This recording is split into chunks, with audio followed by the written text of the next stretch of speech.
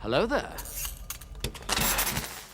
Ladies and gentlemen, I sat down to lawyer up for one episode of Better Call Saul and to begin this series this morning. But no, I want to lawyer up again. I want to get straight into episode 2 after episode 1. That's how much I loved episode 1.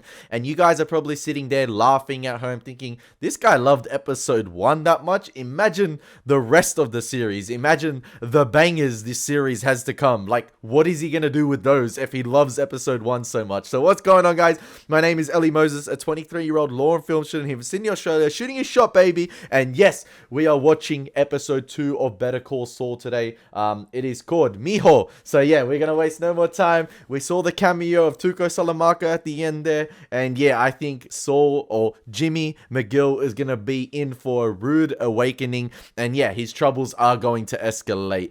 Things are not going quite as planned at the moment. So yeah, he's down on his luck. Let's see if he can get a stroke of luck. A little spark that is going to catapult him to success. Let's get into the reaction. Let's go.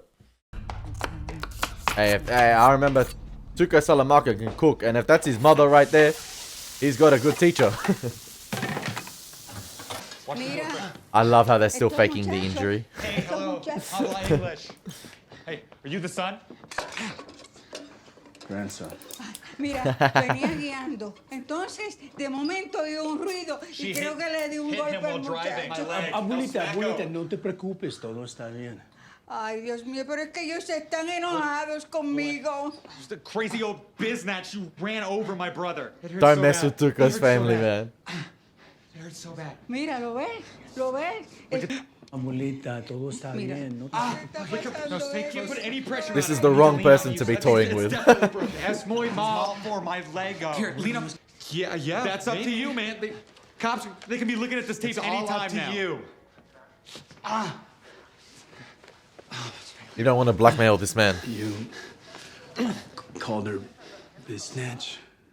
Yeah, whatever, man. Please, hurry it up. I'm hurting here. Show us the green or La Policia is gonna come and they're gonna be taking Granny away. She's gonna go to jail. You want that? Yeah, that's right. Play it smart. Okay, good.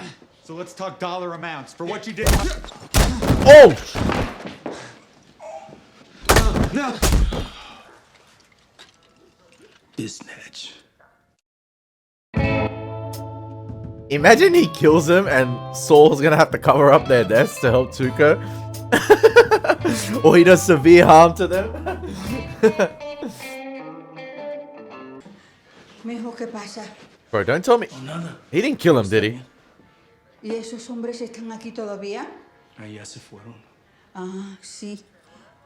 Tengo un problema, ¿verdad? No, abuelita, todo está bien. No te van a volver a molestar. ¿Y qué es eso en mi alfombra? R.I.P. to Fred and George Weasley. Ay, mijo. Bueno, ¿estás seguro? Sí, deja que tu hijo se encargue de esto. Si eres muy buen muchacho, muy buen muchacho. Mira, no te olvides de echarle club soda. Sí, no te preocupes. Club soda.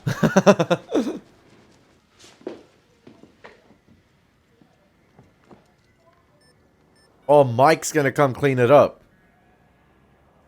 Maybe. Hey, get over here. Hey, officer of the law here.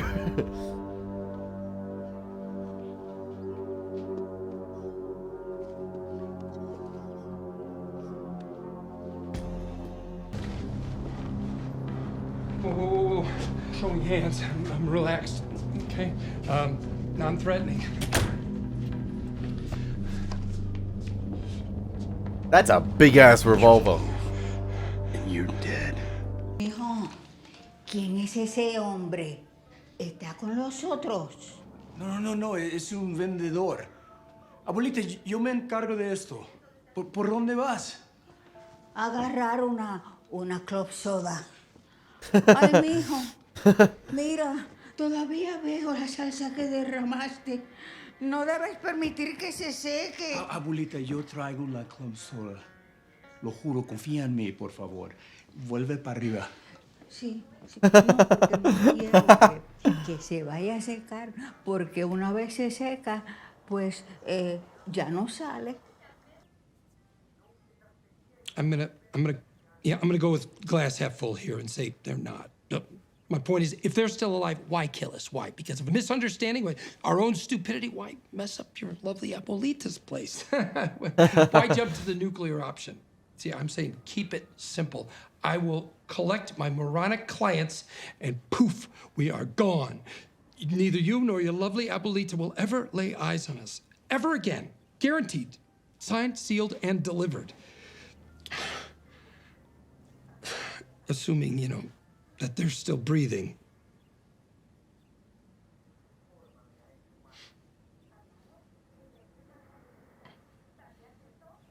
Wow.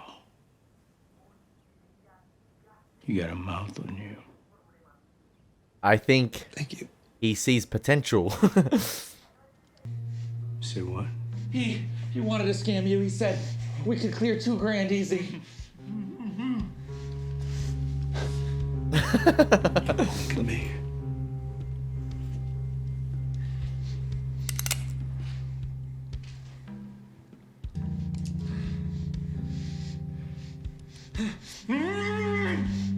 For what? For what are you getting $2,000? News for going after your grandma. Oh. News for taking a header over a Mistaken cliff, identity. and then replacing her. It was him, I swear. It was the lawyer.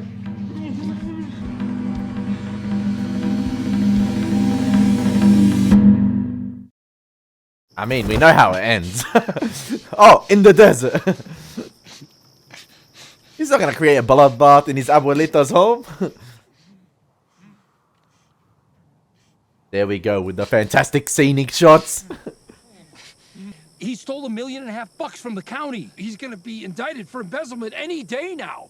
This is a good case for me. A lot of publicity. I'll get my name out. And anyway, I thought if I had these two run their little skateboard hustle on Mrs. Oh, the Cattleman, boys are back. I could, you know, rescue her. Come in, throw some oil in troubled waters, and yeah, I get their business. Now, I can remember the guy on the right got beat the crap out of by Tuco, and then the guy on the left, I think, was hiding his body away, and then the car fell on him, and he got his But it turns out hand severed, and he your died. lovely Abuelita, she drives a car that's a whole lot like the Kettlemobile. So these two geniuses ran their little stunt on the wrong one. So joke's on me. Ha ha. Simple as that. I don't know who the third guy is, though. Truth. Yeah, that is the truth. I'm a lawyer. Guys, I passed the bar. Ask me anything. I'm not contract law. I'm down at the courts every day. People know me. I'm a known quantity. I am. Ah! I'm Special Agent Jeffrey Steele, FBI. FBI. FBI, I'm undercover, okay? You got me. I'm the tip of the spear. And releasing me would be the smart move. You hear that shit? I told you the business was too good. I knew it. I told you. Can I? Okay, Special Agent Steele? That's what they wanted to hear. Okay, Agent Steele, what business are we in? It's Title 21, Schedule 2 through Schedule 5, including Part B. That's what we call them down at the Bureau. The task force is designated Operation Kingbreaker. Kingbreaker. That makes me the king! Can I? I was wondering when Tuco was gonna get sort of that energy. All right. The next words out of your mouth ought to be the truth. You understand?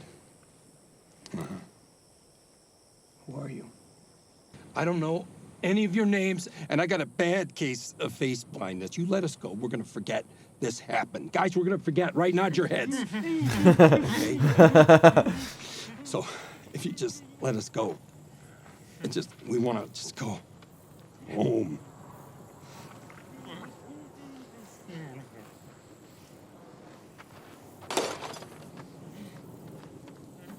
I don't know if they got lucky with the time of day they were filming, but damn, that skyline in the background. Woo-hoo-hoo.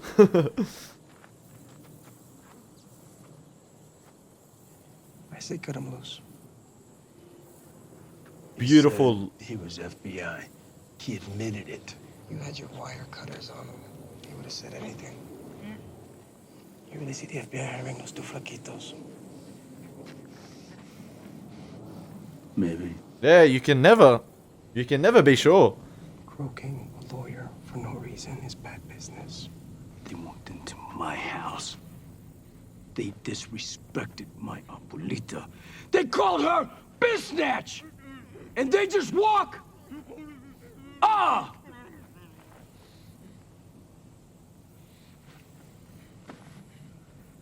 What about the lawyer? Lawyer could be of use. He's giving respect. James M. McGill. A lawyer you can trust. I know how to find you, James McGill. Understand what I'm saying? Who is this character? I like him.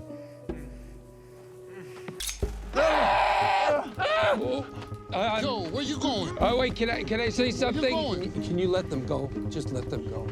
You stupid. They don't deserve to die. I put them up to it. I don't deserve to die, but they don't either. I'm gonna skin them like javelinas. Forget about them. They're insects. Hey, think about their mother. Her boys are apples of her eye. You say they don't deserve her? Maybe so. But they're all she's got. Now, you turn them inside out. I want you to think about what happens to her. No, that's on them. They should have thought about that. When I was at your abuelita's place, you were gonna let them go. Way I see it, that's because you're tough, but you're fair. You're all about justice. That's what I'm saying. It's not enough. Okay. Then let's talk proportionality. They're guilty. Yeah. Agreed. Now you have to decide what's the right sentence. We're having a law court in the desert. Like a judge. Ever hear of the Code of Hammurabi? Let the punishment fit the crime. Eye for an eye. Eye for an eye. Don't make Tuco the judge, man. No. All he did was trash talk. So I Bro, Tuco is the death penalty. My God.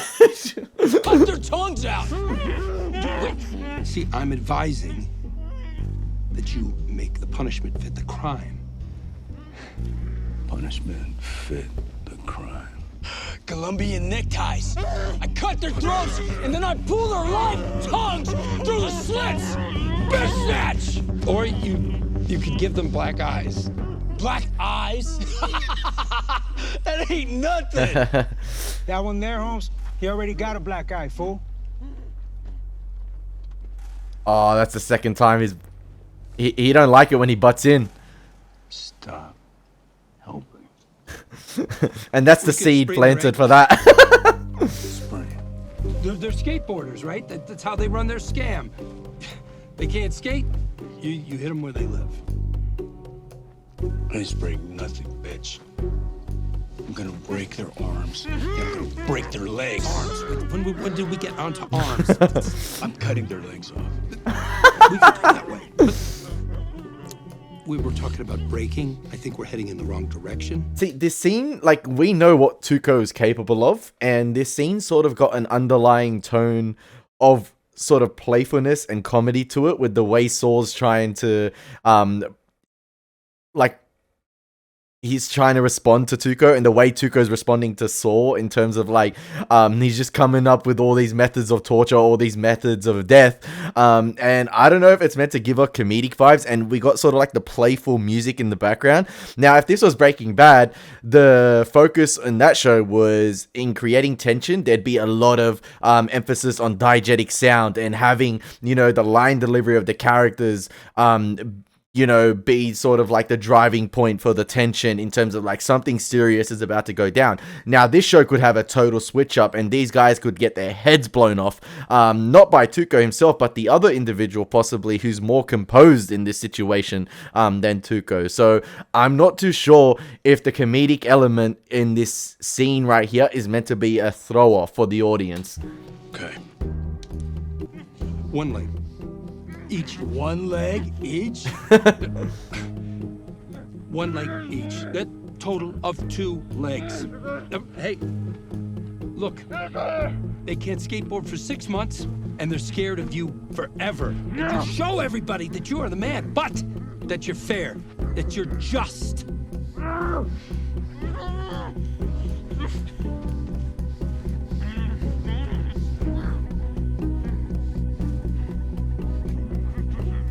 One leg each.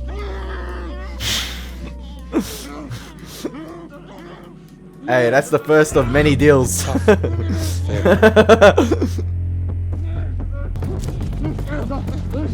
Quit moving, you're only gonna make it worse! I love the guy.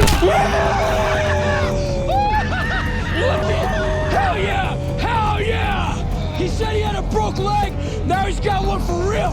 You tell your mama you're sorry, bitch! Other one! Look, I'm gonna do this one real clean!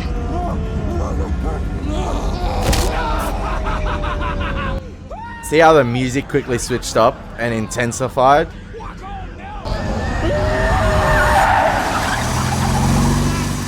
Now, the construction, I really didn't want to pause in that scene. I know I paused once, but I didn't want to pause throughout the entire sequence because of how well it was constructed. And I love, and it was similar to some of the scenes in El Camino and even Breaking Bad. Like, whenever there's like sort of scenic locations or scenes like in the desert or beautiful vast land, the show does a fantastic, or like the Breaking Bad universe does a fantastic job, or the creators of the show do a fantastic job at sort of cutting to beautiful, you know, wide, long shots of the characters in position with all the characters in frame. And I love those type of shots, and they're all interacting with one another. And then obviously it will cut to like some medium close-up shots of the characters interacting with one another, but then at points it will cut away to those you know, wide sort of medium long shots or long shots of all the characters in frame, just so you get a sense of positioning of where the characters are. But at the same time, it makes you pay attention as well to the acting. Now that individual, the other individual who sort of like is Tuco's equal in a way,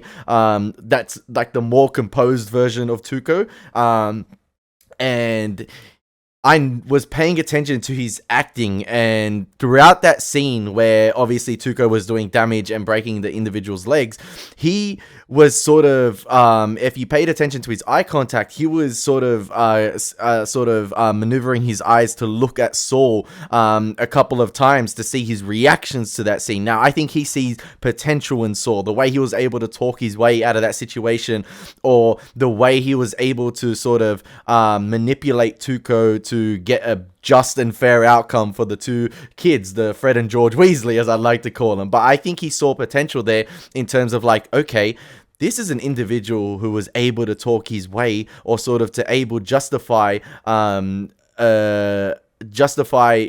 means that's not death for two individuals that Tuco probably had made up his mind from the get-go that they said biznatch. So yeah, I think he sees potential in the way Saul was able to talk his way out of, you know, them receiving the death penalty from Tuco per se.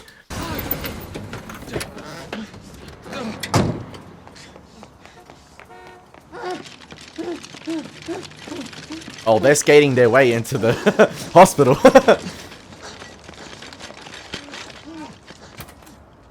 Here you go, here you go.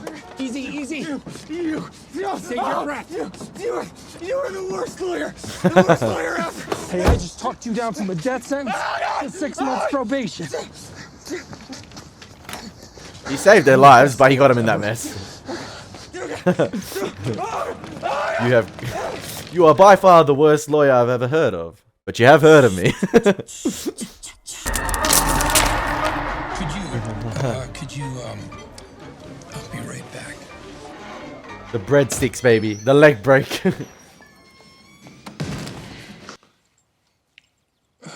Why are you in that space blanket?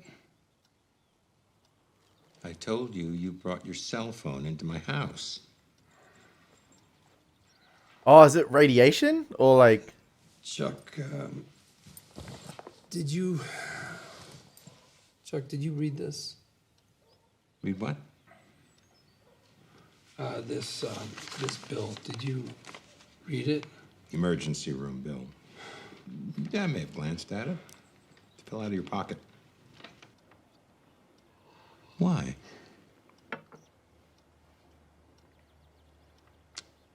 Take off the space blanket, Chuck.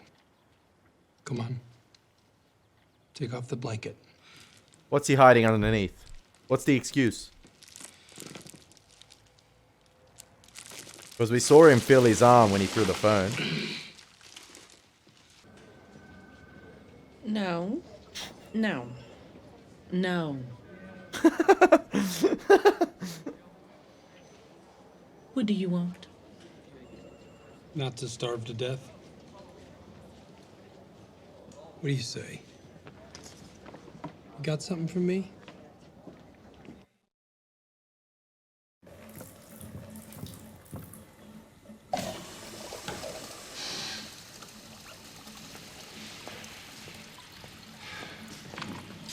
Kill it, Your Honor. I'm very sorry. I'll never do it again. Say what? Just... Your Honor, I'm very sorry. And I'll never do it again.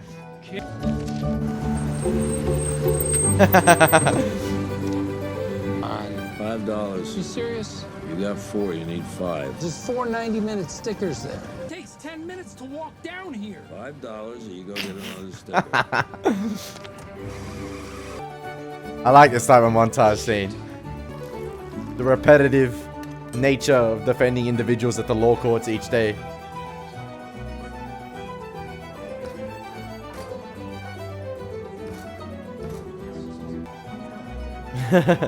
Man, being a public defender must be hard. You can have the rest of these. Petty with a prior. Because you've given her this name. You can see that this man chose a bonehead move.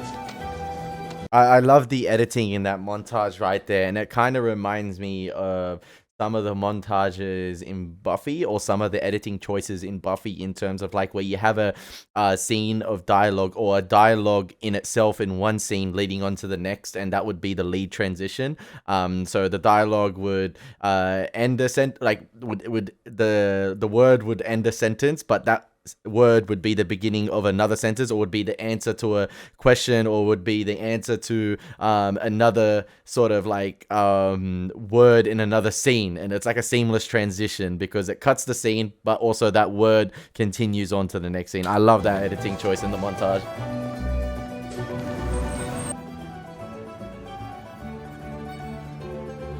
How is he always short on the stickers? Like a troll under a bridge.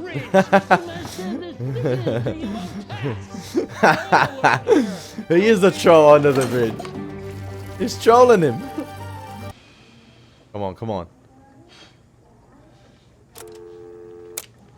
You have 0 messages. Aww.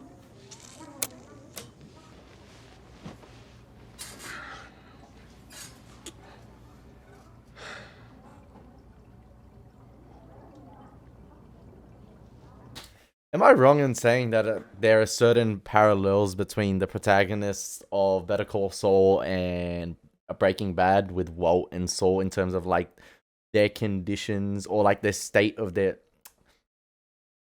living and financial situation in life? Where, you know, we saw Walt, he was a teacher, obviously struggling to make ends meet, and the cancer situation just piled on that pressure,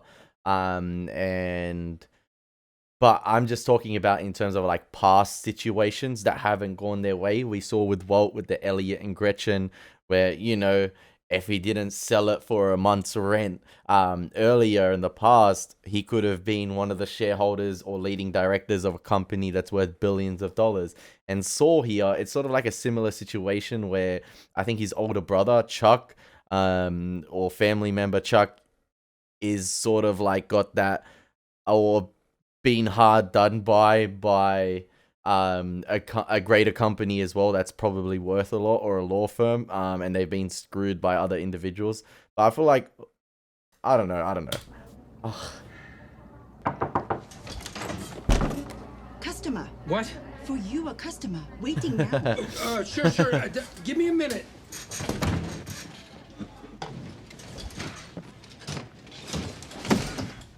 I mean, this is going to be an underdog story because we're seeing the living conditions, or what Jimmy McGill was dealing with at the moment. I mean, he's got a pop-up bed in this little laundry area of a nail salon. Welcome, welcome. My office is being painted. Excuse me, temporary quarters. Wow. Cozy. Just me. I like this guy. Who freaked you out, huh? They have $1.5 million somewhere. In what, cash? I don't. Why are you asking me? I'm gonna rip them off. Oh. I like ripping off thieves because they can't go to the cops. They have no recourse. You point me at where they have their cash, I'll pay you. What do you call it? A finder's fee. Call it 10%. 100 large. What? Why would you come to me for that? You already tried ripping them off. I'm gonna finish what you started. I wasn't trying to rip them off. I just wanted their business. Okay. I don't know where their money is. Smart guy like you can figure it out. If I know what I need to know, nobody gets hurt. We rip them off. Easy money. Hey, look, I'm a lawyer, not a criminal. A criminal lawyer. You are shitting me. I crossed the line. I made a mistake. I'm not doing that again. Not ever. I got between you and Tuco. You think you'd be here now? I kept my mouth shut. And I appreciate that.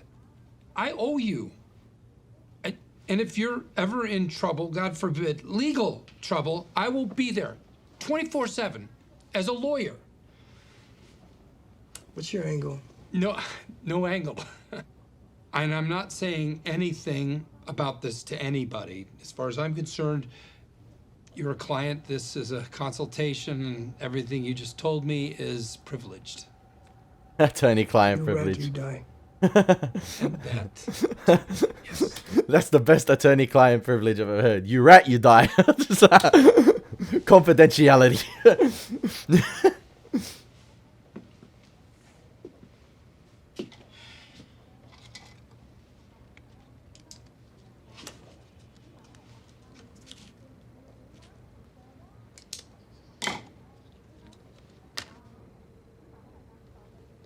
For when you figure out you're in the game. I'm not in the game. I promise. He's gonna need it. He's gonna take that risk to get involved in the game.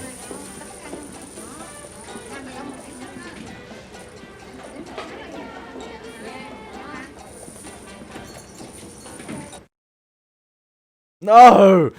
Oh! Freaking hell, man. This is so hard not to binge watch. Oh my gosh. That is a fantastic episode again. Like, I love how slow this show is building things up because we already know where it leads to, but I love the slow approach it is taking in terms of like building up to the heights of what Saul was in Albuquerque. But like, I'm loving this. I'm loving this at the moment. And I love the mystery surrounding Tuco's partner right here. But it's going to be interesting to see Saul's sort of personality develop over time. You know, he's got his own sort of moral code at the moment. It's all got to do with legal help. I crossed that line once, but then we're going to start to see him cross that line multiple times. We're going to see him evolve as a character, and I'm really excited to see that. And I hope you guys are enjoying these reactions. I know we're only up to episode 2. I did slip up a certain amount of times in this reaction in terms of like trying to get my point across, but I hope you guys understood where I was coming from in terms of like sort of some of my analogies. But yeah, yet again, another fantastic episode, and I'm loving this show so far. Only 2 episodes in, and boy, we're going to continue and have a blast with this one. As always, been your boy Elie Moses. Take care. God bless. Peace.